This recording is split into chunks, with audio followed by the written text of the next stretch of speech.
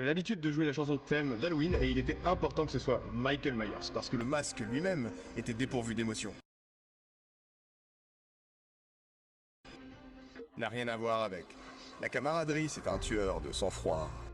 Et j'écoutais cette chanson encore et encore et encore. C'est là que tu sais qu'il vaut mieux courir. Je n'étais pas d'humeur à parler à qui que ce soit, tu vois. Je n'étais tout simplement pas d'humeur. Je ne voulais rien entendre. J'étais dans mon état d'esprit, concentré. Je n'allais laisser personne briser ça. Mais si vous êtes capable de vous lever chaque matin avec ce genre de feu, vous réussirez dans la vie. Je vous garantis que... Faire des rounds est un état d'esprit. Si vous pouvez faire 4 rounds, vous pouvez en faire 6, vous pouvez en faire 6, vous pouvez en faire 6, vous pouvez en faire 10, vous pouvez en faire 10, 15, 15, etc. Dans cet état d'esprit, il est très difficile de croire que si les combattants de l'époque pouvaient faire 45 rounds, pourquoi ne pourrions-nous pas le faire de nos jours? Le seul état d'esprit. Et je n'ai jamais joué pour de l'argent. Vous savez, si jamais j'avais joué pour de l'argent, je me serais plaint depuis longtemps d'être sous-payé. Vous savez, j'aurais accompli tout ce que j'ai pu.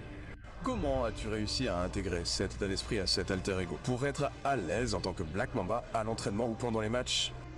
Je change d'état d'esprit, je change de mode.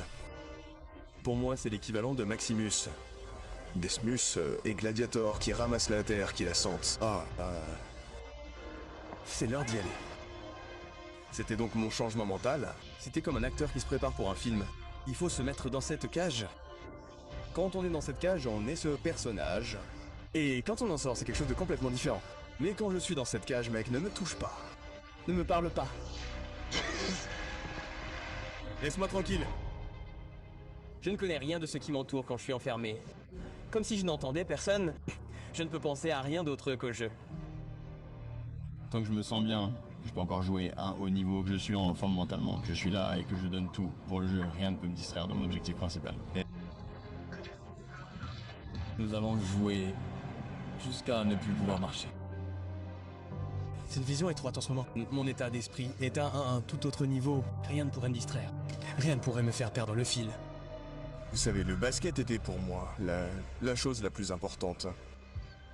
Donc tout ce que je voyais, que ce soit les émissions de télévision, les livres que je lisais, les gens à qui je parlais, tout était fait pour essayer d'apprendre à devenir un meilleur joueur de basket.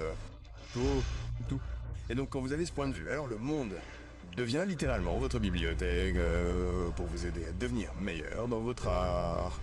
En voyant ce type, il est tellement déterminé à dire « Je suis venu et j'ai tout donné, et je vais tout donner jusqu'à la dernière seconde. » C'est ce que t'as fait. Des choses insignifiantes n'allaient pas attirer mon attention. Est-ce que je peux atteindre ce niveau? Je ne sais pas. Mais voyons voir. Tout ce que j'ai peur de faire, je le fais. Tout ce qui me fait peur, je l'affronte. Et c'est ma personnalité. En ce moment, j'ai une peur bleue. Mais plus le combat approche, moins je suis nerveux, parce que c'est la réalité. Et en réalité, je suis invincible, hein, merde. Avant le match, je peux être nerveux. Je suis nerveux à peu près à chaque match, mais une fois que le ballon monte pour l'entre-deux, je pense que toute cette nervosité disparaît et je reviens à des choses que j'ai pratiquées, des choses qui semblent être très routinières et je suis très à l'aise dans cet environnement. Ethan. Combien de personnes ne renonceraient pas à leur droit pour essayer de faire quelque chose comme ça? Mais combien de personnes peuvent le faire comme vous le faites? Cela dépend de la quantité d'entraînement que vous faites. J'avais un but, je voulais être l'un des meilleurs basketteurs de tous les temps. Et tout ce qui était en dehors de cette voie, je n'avais pas le temps de le faire. Cela a à voir avec l'espace émotionnel dans lequel vous pouvez vous mettre. Tout est une question de concentration. Peu importe qui vous êtes, d'où vous venez, peu importe. Avoir un objectif et un but, c'est, n'est-ce pas? Vous vous réveillez chaque jour pour être meilleur aujourd'hui qu'hier, n'est-ce pas? Vous essayez d'atteindre votre plein potentiel en vous améliorant chaque jour. Et c'est la question. Mais pour que je puisse réellement tenir mon engagement et mes dons et réaliser ce que je pense ne pas pouvoir devenir, je dois être capable de puiser dans le processus et de me concentrer là-dessus. Si votre travail consiste à essayer d'être le meilleur basketteur possible, n'est-ce pas? Pour y parvenir, vous devez vous entraîner. Vous devez vous entraîner, n'est-ce pas? Il faut s'entraîner autant que possible, aussi souvent que possible. Donc si vous levez à 10h du matin, que vous entraînez à 11h, c'est ça? À 12h, disons à 12h, que vous entraînez à 12h, que vous entraînez pendant 2 heures, de 12h à 14h. Il faut laisser votre corps récupérer. Donc vous mangez, vous récupérez, peu importe. Vous sortez, vous entraînez, vous commencez à vous entraîner à 6h. Vous entraînez de 6h à 20h, c'est ça. Et maintenant vous rentrez chez vous, vous prenez une douche, vous dînez, vous allez vous coucher, vous recommencez. C'est ça? Ce sont 2 séances, c'est ça. Maintenant imaginez que vous réveillez à 3h, que vous allez à 4h, que vous entrez à la maison, que vous avez 4h18, que vous rentrez à la maison, que vous prenez votre petite déjeuner. Donc maintenant vous recommencez. de 9h à 11h, c'est ça? Vous vous détendez et tout d'un coup vous recommencez de 2 à 4. Et maintenant vous recommencez, vous savez, de 7 à 9. Regardez tout ce que j'ai fait en plus en commençant simplement à 4, n'est-ce pas? Et maintenant, vous faites ça et au fil des années, l'écart que vous avez avec vos concurrents et vos pairs ne fait que s'agrandir de plus en plus. Et à la 5e ou 6e année, peu importe le type de travail qu'ils font pendant l'été, ils ne rattraperont jamais leur retard. Mon avantage, c'était mon intensité. Mon avantage, c'était ma concentration et mon engagement. Vous savez, je mettais tout dans le jeu. Je me préparais, j'en rêvais, je le visualisais, je me préparais toujours mentalement à tout ce qui allait arriver. Et j'avais le sentiment que c'était mon avantage.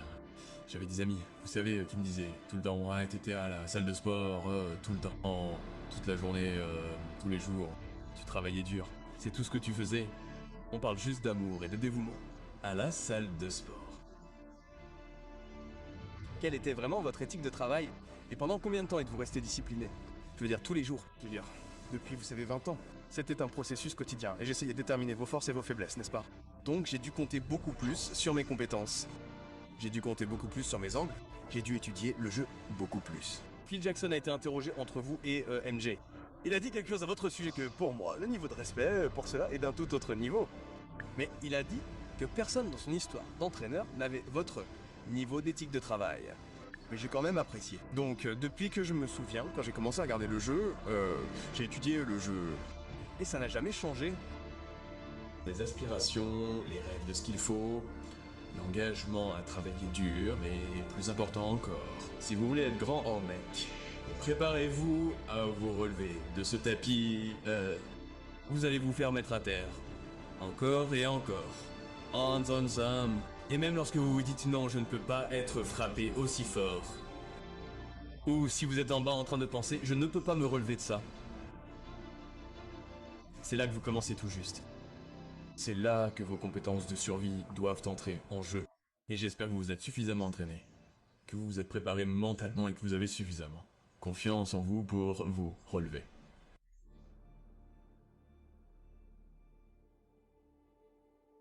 Quoi ressemble votre routine? Dans quel ordre faites-vous les choses?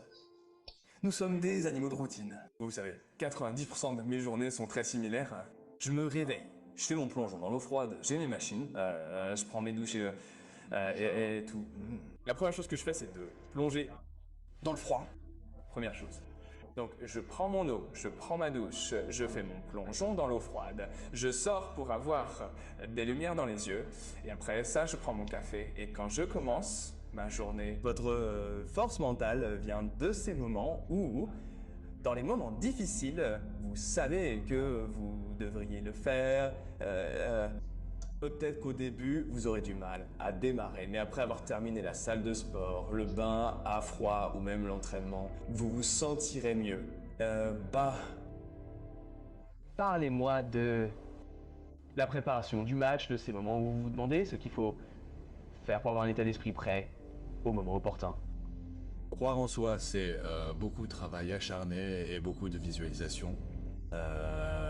Et je sais que ça a l'air très très simple, mais vous savez, je crois que Léonard de Vinci a dit que la simplicité est la sophistication ultime, n'est-ce pas? J'essaierai de pratiquer ces choses encore et encore. Kobe et Jordan étaient mes héros, et c'était l'une des choses, vous savez, si vous regardez le basket, vous entendez à quel point les gens sont décisifs. Et ce n'est pas toujours réussir le dernier tir. Vous savez, c'est sous pression de faire ce que l'on est censé faire et d'en sortir victorieux. Donc, je m'y mets tous les jours, toute la journée, sangre. Et puis, quand j'ai terminé, devinez ce que je fais? J'en rêve, je le visualise, je me vois réussir. Je me vois réussir ces tirs, avec un peu de temps au compteur. Et puis je recommence et je dis, et si on est mené de 2 points? Puis je recommence et je dis, et si on est mené de 3 points? Vous savez, c'est un jeu sans fin. Et à chaque fois que j'ai réussi dans ces situations, je dis toujours aux gens que c'est grâce à mon dévouement, à mon travail acharné, à ma préparation mentale et à la visualisation. Si vous faites ces choses, si vous pouvez vous voir réussir dans votre esprit, alors cela se manifestera dans la réalité physique.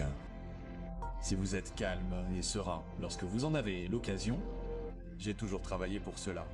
Vous savez, la NBA était mon objectif dès le départ, tous les jours, toute la journée, mais je ne l'ai pas fait avec des mots.